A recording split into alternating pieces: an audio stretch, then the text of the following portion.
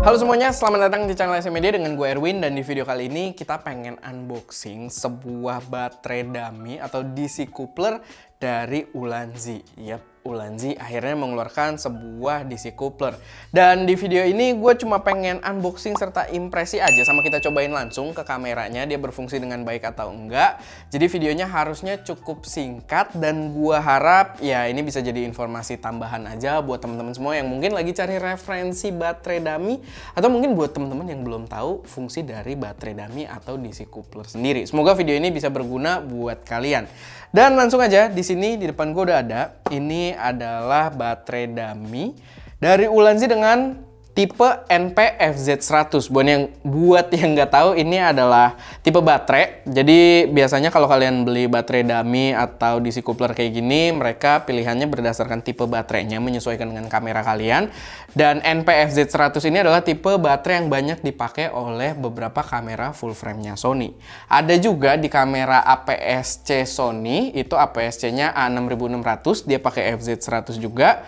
Full frame juga ada yang nggak pakai FZ100, kalau nggak salah itu A7 yang original, atau A7 Mark II juga kalau nggak salah dia masih pakai NP-FW50. Tapi ya ini kita coba yang FZ100 ya, karena kita juga ada A74 di sini memanfaatkan baterai yang sama.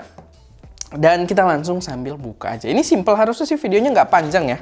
Jadi sedikit impresi aja. Barangnya juga produknya kayak yang kalian lihat benar-benar straight to the point. Packagingnya cuma kardus aja.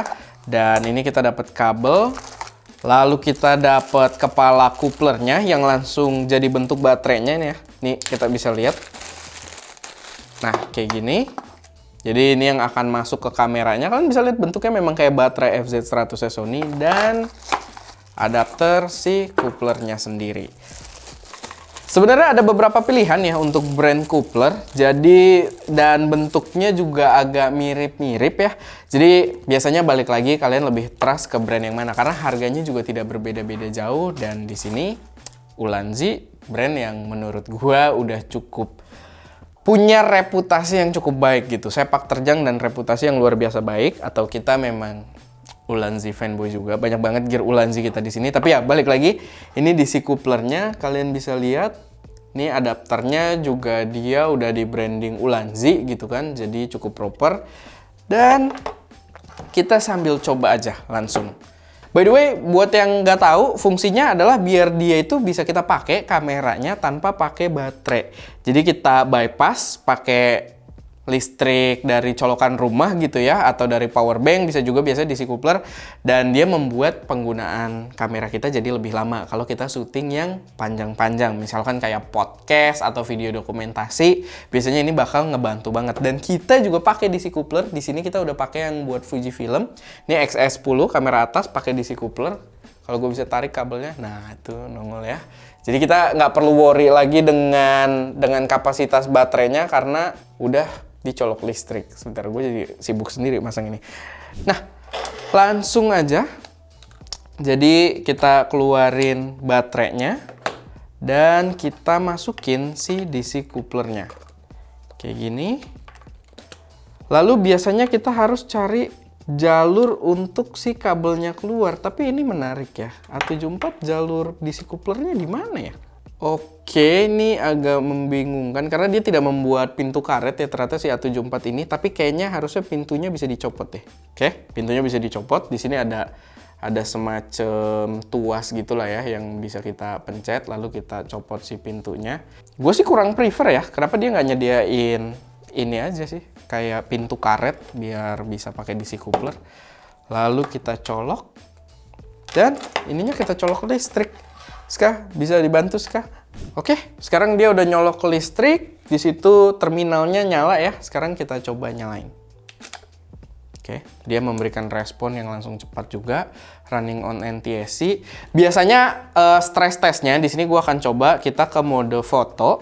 Ini gue nggak ada memori juga ya, jadi gue nggak bisa save. Cuman untuk stress testnya biasanya gue akan pakein drive mode continuous high.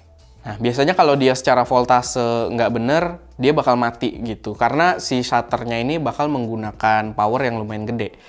Oke, large. JPEG quality extra fine, file format, RAW and JPEG lah kita coba. Tapi ini nggak di save juga ya di memori, jadi nggak apa-apa buat ngetes aja. Sekarang kita coba.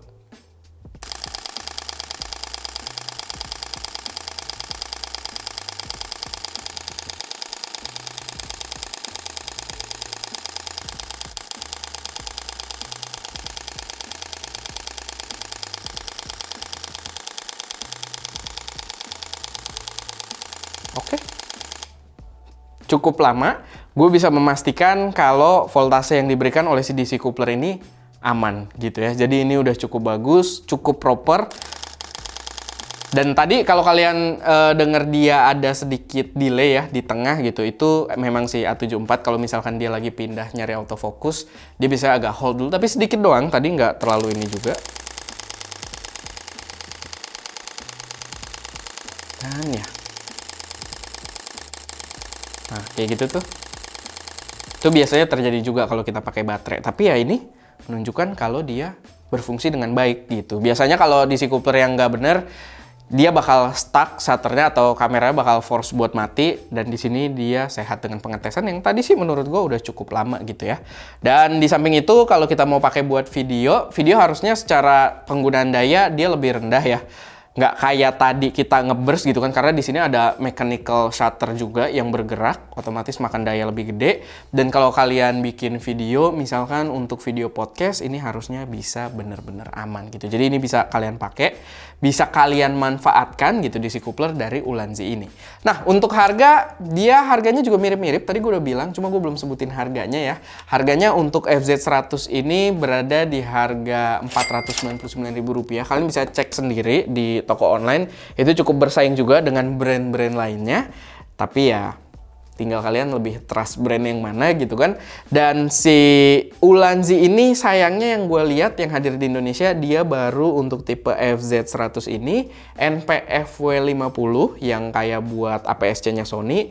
Dan satu lagi Canon LP6 kalau nggak salah, LPE6, gue lupa ya sebutnya, tapi nanti ditulis di sini untuk kamera Canon gitu. Tapi ya itu, jadi pilihannya masih sedikit. Gue berharap kedepannya Ulanzi bisa bawa masuk untuk yang versi Fujifilm juga, karena sekarang pengguna Fujifilm juga udah nggak sesedikit itu gitu ya, udah cukup banyak termasuk kita pakai Fujifilm buat kamera utama. Jadi semoga ada kedepannya gitu. Tapi ya balik lagi, sekarang yang available itu, dan kalau cocok dengan kamera kalian mungkin bisa jadi referensi kalian juga. Oke, itu aja buat video kali ini.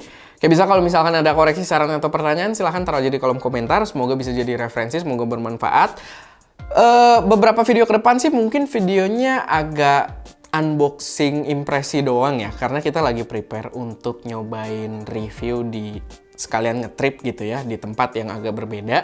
Jadi silahkan tungguin aja, tapi beberapa unboxing dan impresi yang ke depan, produknya bener-bener menarik, yang mungkin kita adalah reviewer pertama yang ngasih kalian video unboxing serta impresinya. Jadi tetap jangan sampai ketinggalan, subscribe kalau belum, dan pantau channel SM Media. Oke, itu aja sedikit dari gue Erwin di belakang kamera Daska, dan jangan lupa untuk berkarya.